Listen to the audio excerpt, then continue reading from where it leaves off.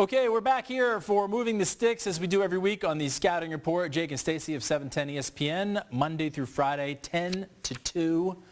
We got 5 weeks left in this season, guys. Thankfully. I can't believe it's flown by, right? Yeah, thankfully. It was a good win to build on, though. What do we want to see? I wish we could say this is going to lead to something, right? But we're kind of in limbo here. What do we want to see? How did that help things moving forward? First of all, that was the craziest game that we have seen. It was wild. In quite some time. Yeah. I mean, like, I was exhausted after the first half. And so I couldn't even imagine just being there and living in the environment that you guys did there at Lumen Field. And one of the things that you look at for Russell Wilson is he looked like Russell Wilson. And that is the thing that you could take away from this game. And hopefully, Chris, that you see more of that in these final 5 games. Decision-making was on point, and he was way more accurate in this game than we had seen since he came back from this injury. And that, to me, is the biggest takeaway from this particular game. And hopefully they can build on that. What do you want to see this week? Do you want to see 41-3? Because I think they need 1,000%. Yeah, you really need that. What they should do that, right? If they're improving, they should.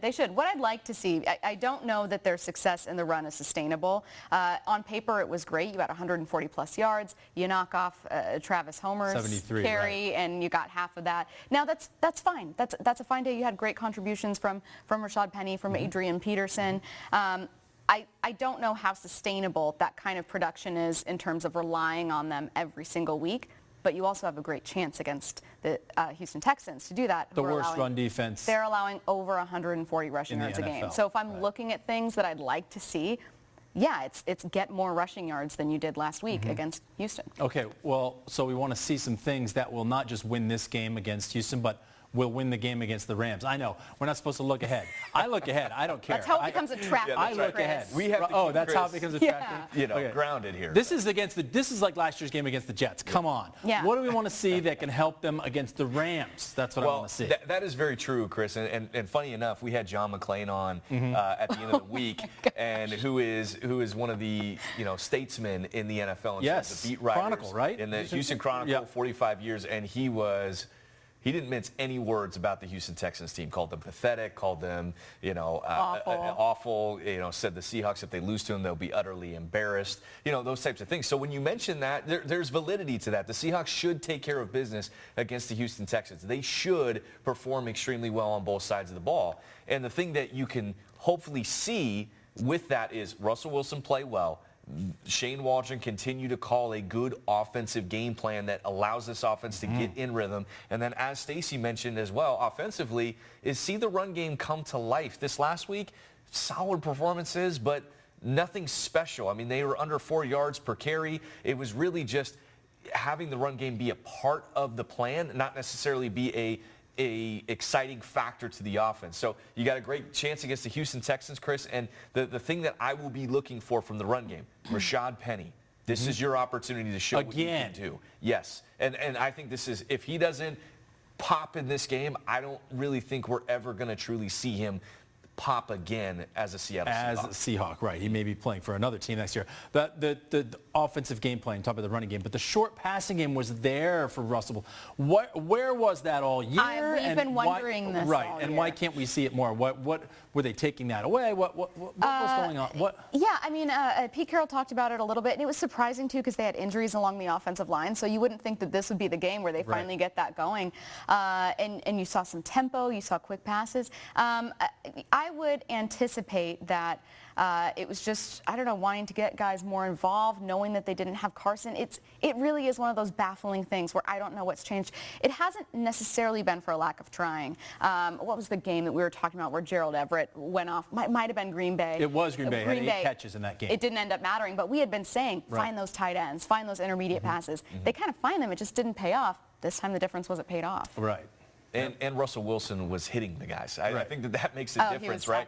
You look at the Washington game. I think the difference between that is, look, Russell Wilson's decision making I thought was pretty on point, but he was missing wide open targets, particularly on third down. This time you finally saw that married together, the decision making, came back. He looked more in the rhythm of the game, more comfortable, and then the accuracy to make those throws, those tight window throws in the short to intermediate pass game finally started to come together. So hopefully that is something that we see from Russell, in this next game and the rest of the way. Yeah. I think that will make Seahawks fans feel a heck of a lot more comfortable as you head into this year. And then I also want to give a shout out to the defense in the second half of this game, Chris. They shut out the 49ers. Shut them out. And, right. The first half was not pretty. It was, honestly, it was very rough to watch. But in the second half, they really buckled down and held their own. So Carlos Dunlap, we wonder, he finally made some plays. And, we've been talking about him all year long. Maybe the idea was to let him play more and not less. I mean, I don't know what the situation was, but he goes in there and he makes plays. I think given his age, it's a careful balancing act. Sure. So I understand in theory why you're limiting his snaps. And to be honest, and this isn't meant as an insult to Carlos Dunlap, who I think is a phenomenal player and phenomenal person, you were probably a little more excited by what you were seeing from a guy like Darrell Taylor or some of your other guys. And so you were saying, you know what, if Dunlap isn't getting it done, let's see who else we can get in here. It turns out that Dunlap can still get it done in the biggest moments that matter right. most. And so I would think it's a bit of a mix of both. It was, let's get a look at some of the guys that are performing right now, and also let's save his legs, right? Yeah. Let's keep him healthy.